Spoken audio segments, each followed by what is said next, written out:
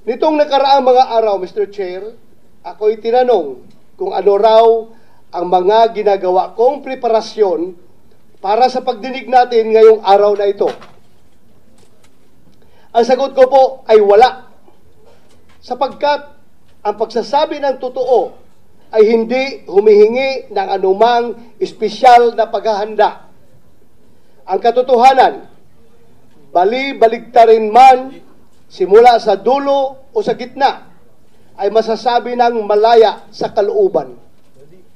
Sasabihin naman ng iba, ganun naman pala, bakit hindi ka nalang umattend doon sa hearing ng House? My position on this too has remained the same. I do not wish to be the first to break our tradition of interparliamentary courtesy. If our counterparts in the lower house do not exercise interparliamentary courtesy, this humble representation does. But most importantly, I do not wish to be a guest of their gag show.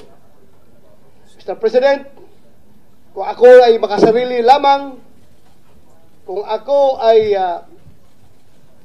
swapang na tao,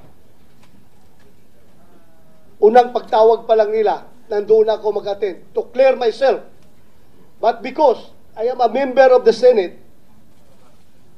I have to protect the tradition that is being observed by this institution. Kaya hintayin na lang nila, Mr. President, pag hindi na ako senador, I will be there every day. Kung gusto po na, doon ako tumira sa kanila.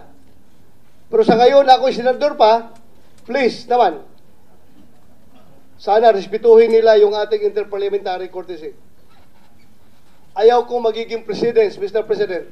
Pagdating ng araw, in the future, lahat ng mga senador na mabubwisit sa kakatawag sa kanilang pangalan kapag ang kanilang pangalan ay na-implicate sa investigation na ginagawa ng other house, ay punta na lang ng punta at wala na magawa na legislation.